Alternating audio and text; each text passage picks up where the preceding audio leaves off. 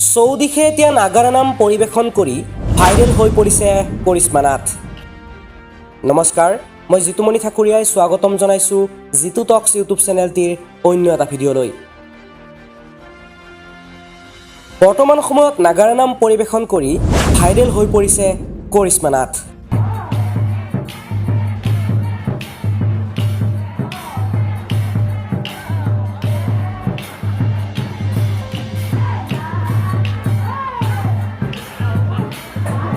অসমৰ চহৰে নগৰে চলিছে কৰিশ্মা নাথৰ নাগাৰা নামৰ চৰ্চা। কোনোবাই যদি কৰিশ্মাৰ প্ৰতিভাৰ প্ৰশংসা কৰিছে, আন কোনোবাই কৰিশ্মাক কৰিছে গভীৰ সমালোচনা। ছ'চিয়েল মিডিয়াত হাজাৰজনৰ হাজাৰটা মন্তব্য। ৰাজ্যজুৰি কৰিশ্মাৰ বিষয়ে চৰ্চা চলি থকাৰ মাজতেই অসম নাগাৰা নাম সংঘই কৰিশ্মাৰ বিৰুদ্ধে আনিছে নাগাৰা নাম বিকৃতি কৰাৰ অভিযোগ। মই আকৌ এবাৰ কৈছোঁ, ৰাজ্যজুৰি কৰিশ্মা নাথৰ চৰ্চা চলি থকাৰ মাজতেই সদৌ অসম নাগাৰা নাম সংঘই কৰিশ্মা নাথৰ বিৰুদ্ধে আনিছে নাগাৰা নাম বিকৃতি কৰাৰ অভিযোগ। ভাইৰেল কৰিশ্মা নাথৰ বিৰুদ্ধে সৰব হৈ পৰিছে সদৌ অসম নাগাৰা নাম সংঘ।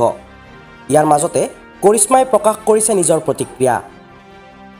তেওঁ প্ৰতিক্ৰিয়া প্ৰকাশ কৰি কয় যে এয়া বিকৃতি কৰা হোৱা নাই। নামৰ মাজতে বিয়াৰ পৰিৱেশৰ বাবে বেণ্ড পাৰ্টি উপস্থাপন কৰা হৈছে। হিন্দী গীতৰ সুৰে পূৰ্বে এছাম নাগাৰা নামৰ সংযোগ কৰিছিল। তেতিয়া সংবিধানৰ প্ৰসংগ কিয় অনা নাছিল?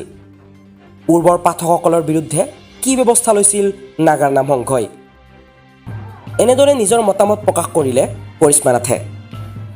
এই বিষয়ত বাৰু আপুনি কি ভাবে? আপুনি কৰিশ্মা নাথৰ সপক্ষে নে বিপক্ষে?